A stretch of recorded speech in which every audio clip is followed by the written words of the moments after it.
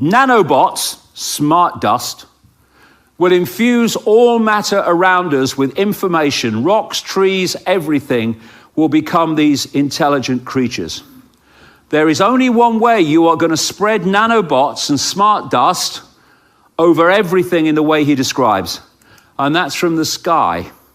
And that's why these chemtrails, not contrails, chemtrails, that come out the back of planes, they started appearing in the late 1990s, now they're friggin' everywhere. My son Gareth took a picture this morning of them over Derby, and I see them all the time. I've been on the edge of the Kalahari Desert and seen them. They're everywhere.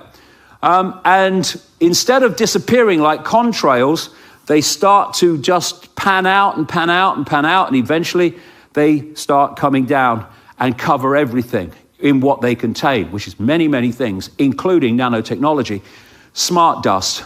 And I have seen again and again a clear blue sky turned into a cloudy day just by watching planes crisscross the sky, pouring this shite out.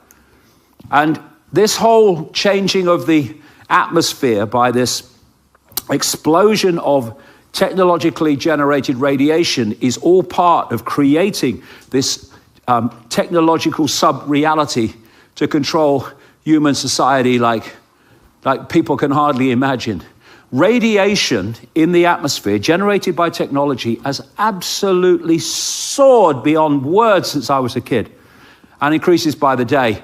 And it's coming from sources like these that we don't even know about, things that look like something else but are actually hiding these transmitters of these frequencies.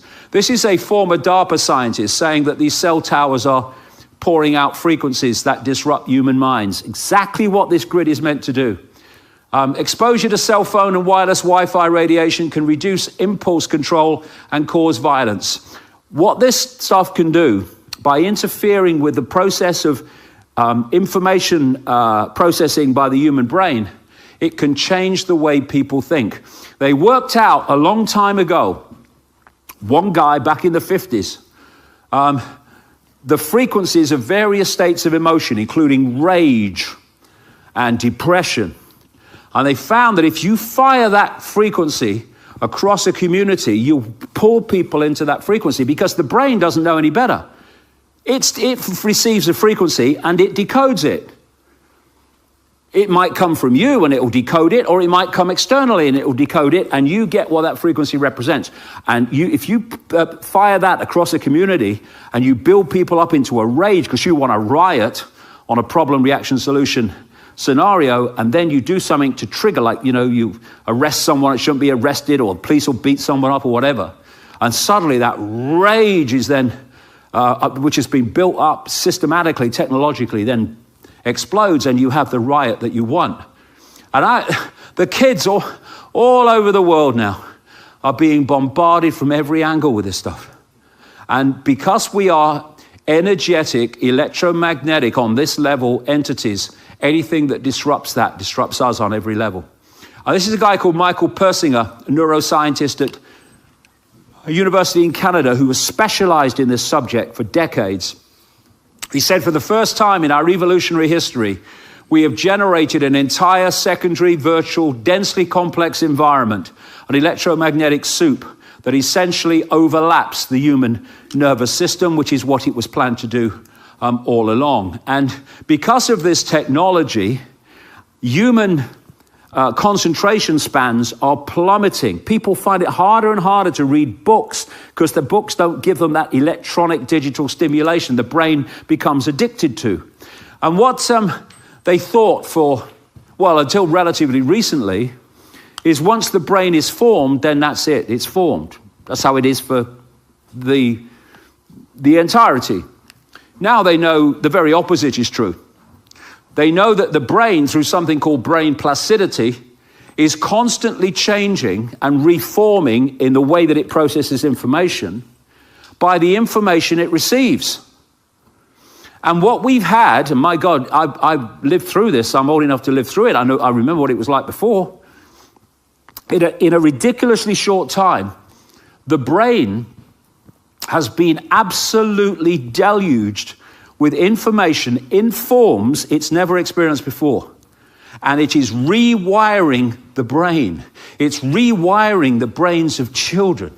It's one of the reasons they're getting scrambled, and all this suicide stuff is coming through. Every so often, the mask slips, and what's revealed is almost unbelievable. What you're about to hear isn't just politics as usual. It's something darker, something that will make you rethink what is really happening. Buckle up, because this is where the story gets insane. If even half of what we're seeing in the skies is true, then this isn't about conspiracy. It's about control on a scale the average citizen can't imagine. When invisible networks of radiation and engineered particles can shape emotions, weaken impulse control, and literally rewire children's brains, you're not looking at harmless progress. You're looking at the architecture of mass behavioral programming. This isn't tinfoil futurism anymore. The technology exists, the patents exist, the behavior changes are measurable, and the only question left is whether we wake up before our minds stop being our own. Take people's jobs away on an absolutely vast scale. When customers skip the cashier line, what happens to the nation's 3.6 million cashiers? As it says about America. But so many jobs are going to disappear and are beginning to disappear. Amazon announced something this week because of AI and technology taking over. And this is the scam. Remember this one. What will happen eventually is that the scale of job loss will be so fantastic. Do something, what are we going to do? And what will be planned is this, or a form of this. One, what we're going to do is we're going to give everyone basically money every week or every month. Everyone's going to get a guaranteed income. It won't be anything like what people could enjoy their life with, but everyone's going to have a guaranteed income. And a lot of people will say, "Phew, thank God, I've lost my job. There's no others. AI is taking it all." And they take the guaranteed income. The idea is that once you take the guaranteed income, continuing to get it depends on your behavior. Something like this is unfolding in China as we speak. So guaranteed income, yeah? And there's no other jobs, are there? You've got no other choice, no other jobs, because AI's got them all, yeah? Robots got them all, yeah? Don't do that. Don't challenge us, don't question us, don't do this, don't say that, because your income will be taken away. And you've got no other choice, have they? No. This is where it's leading. Complete control of humanity. And we have been manipulated, not least through not paying attention, and I do understand this bit, not appreciating the scale of freaking evil that we're dealing with. We have allowed ourselves to build our own technological prison without realizing that's what it is. We believed it to be technological progress. And then there's the question, what is AI? What is this artificial intelligence? Well, of course, there's algorithmic AI, and there's what they call learning AI, where it's constantly learning, becoming more intelligent. But what is the other levels of AI?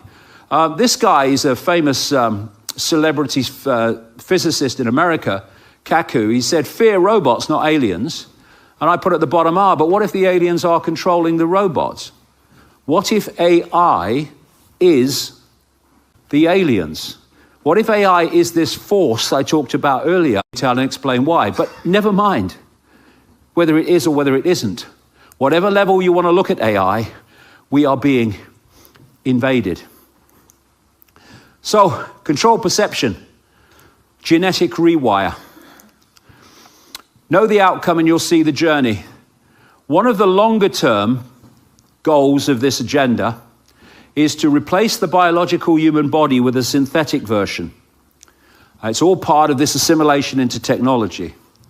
And so, know the outcome and you'll see the journey. And what we're seeing now is more and more movies, television programs, that are portraying that very world of robotic humans and synthetic robots, as they have been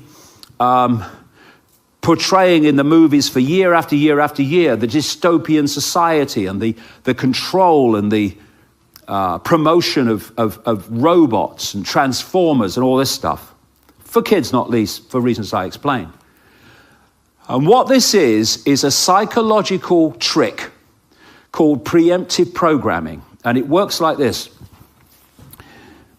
The society you want to take people into, even by the standards we're in now, is so massively different to where we are that very chasm of difference is a big resistance point for people. You want us to do what? You want to do what? So what you do is you bombard them with movies, programs, any kind of media you can that portrays the world you want them to go into, you want to take them into.